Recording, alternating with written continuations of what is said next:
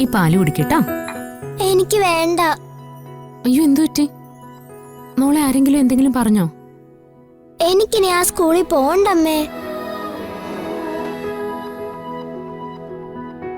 അതെന്താ പറ്റിയേ?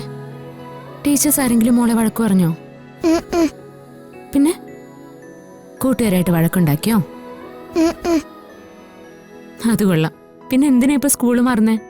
അമ്മ ഇന്തൊക്കെ ആ സ്കൂളിൽ നിന്ന് പോവാ. അതെന്താ? മോളോട് ഇക്കാര്യം ആരാ പറഞ്ഞേ? അമ്മ ഇന്ദു തന്നെയാ പറഞ്ഞത്. അതെന്തിനാ ഇത്ര പെട്ടെന്ന് അവര് സ്കൂൾ മാറുന്നേ? അവരുടെ പാരന്റ്സിന് സ്കൂളിലെ വലിയ ഫീസ് കൊടുക്കാൻ പറ്റുന്നില്ല. അവരേതോ ഗവൺമെന്റ് സ്കൂളിലേക്ക് മാറ്റാൻ പോവാന്നാ പറഞ്ഞേ. അവരെ സ്കൂള് മാറ്റിയ ഇനി ഞാൻ സച്ചിങ്ങളോട് മിണ്ടില്ല. ഇതാണോ കാര്യം? അവര് സ്കൂൾ മാറാനൊന്നും പോകുന്നില്ല. മോളെ വിട്ടിട്ട് അവർക്ക് അങ്ങനെ പോവാൻ പറ്റുമോ? മോള് സമാധാനായിട്ടിരിക്കെ. പക്ഷേ ഫീസ് കൊടുത്തില്ലെങ്കിൽ സ്കൂളിൽ നിന്ന് പുറത്താക്കും. അവരില്ലാത്ത സ്കൂളിൽ എനിക്ക് പഠിക്കണ്ടമ്മേ. മോളെ,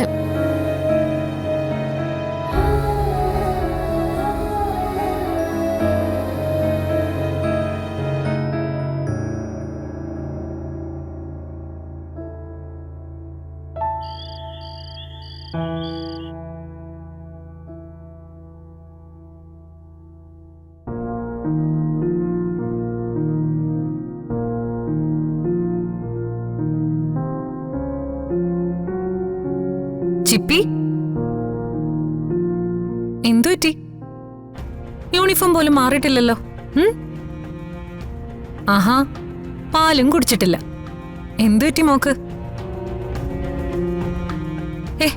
എന്തിനാ മോളെ വിഷമിക്കുന്നേ? ടീച്ചർമാരാരെങ്കിലും മോളെ വഴക്ക് പറഞ്ഞോ? എന്താ മോളെ? അമ്മു ഇന്നു ഈ സ്കൂളിൽ നിന്ന് പോവുക. അവരിന്ന് സർക്കാർ സ്കൂളിലാ പഠിക്കുന്നേ. എന്തിനാ അവര് സ്കൂളിൽ നിന്ന് മാറ്റുന്നേ? ഫീസ് അടയ്ക്കാൻ പൈസ ഇല്ലാത്തോണ്ടാ. അതിനിപ്പോ നമ്മൾ എന്ത് ചെയ്യും മോളെ? നമ്മൾ പറഞ്ഞാലൊന്നും അവര് കേൾക്കില്ലല്ലോ. എന്നാലും അവരെന്റെ ബെസ്റ്റ് ഫ്രണ്ട്സാ. അവരില്ലാതെ ആ സ്കൂളിൽ പോവാൻ എനിക്ക് ഇഷ്ടമല്ല. എന്തായാലും നന്നായി. ആ വൃത്തിയിട്ട പിള്ളേര് സ്കൂളിൽ നിന്ന് പോകുന്നതോടുകൂടി ആ സച്ചിയും അവിടേക്ക് വരാതാവും. അതോടെ സച്ചിയും ചിപ്പിമോളും തമ്മിലുള്ള എല്ലാ ബന്ധവും അവസാനിക്കും. ഇതൊരു നല്ല അവസരമാണ്. ചിപ്പിമോളുടെ മനസ്സ് എങ്ങനെയെങ്കിലും മാറ്റിയെടുക്കണം.